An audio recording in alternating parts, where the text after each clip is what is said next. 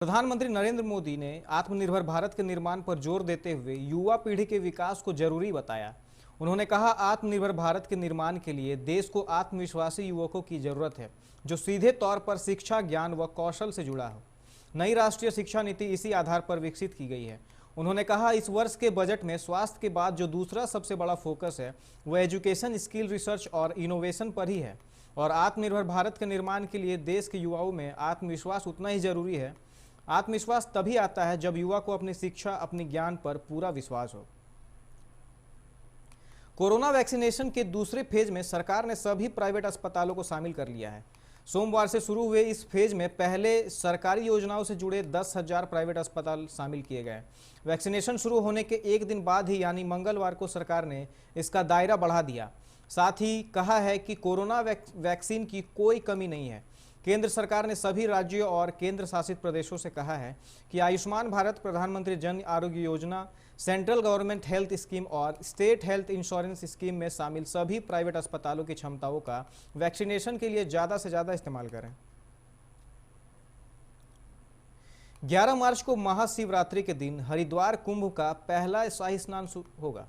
इसके साथ ही 1.5 महीने से ज़्यादा चलने वाले इस मेले की शुरुआत होगी। इस दौरान 4 शाही स्नान होंगे। कोरोना के चलते इस बार के कुंभ में कई बदलाव दिखाई देंगे।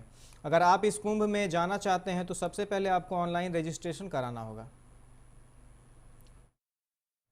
राजस्थान की पोखरन फायरिंग रेंज में मंगलवार रात सैन्य अभ्यास के दौरान हादसा हो गया।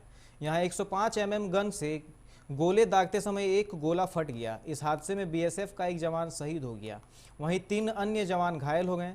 बीएसएफ ने जांच के आदेश दिए हैं। पिछले 4 दिनों में पोखरन में 105 mm गन से यह दूसरा हादसा हुआ है।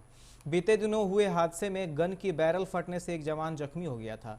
सैन्य के सूत्रों के मुताबिक बीएसएफ इन दिनों सेना की पोखरन स्थित फायरिंग रेंज में अभ्यास कर रही है।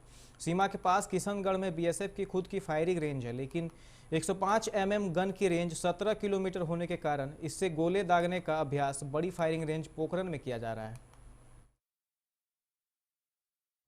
राजधानी के मोहलालगंज सांसद कौशल किशोर के बेटे आयुष को मंगलवार देर रात संदिग्ध हालत में गोली लग गई। घायल आयुष को ट्रॉमा सेंटर में भर्ती कराया गया है। आयुष छठा मील में अपने साले के साथ देर रात टहलने निकले थे। इसी दौरान संदिग्ध परिस्थितियों में उन्हें गोली लग गई। पुलिस का दावा है कि आयुष के लाइसेंसी असलहे से ही गोली चली है। पुलिस आयुष के साले आदर्श को हिरासत में लेकर पूछताछ कर रही है। आयुष को गोली लगने की जानकारी मिलते ही सांसद कौशल किशोर पत्नी जयदेवी के साथ आनन फानन में ट्रॉमा सेंटर पहुंचे और पूरे मामले की जानकारी ली। आयुष की हालत खतरे से बाहर बताई जा रही है। इस मामले में पीड़ित परिवार की ओर से अभी तक कोई तहरीर नहीं दी गई है।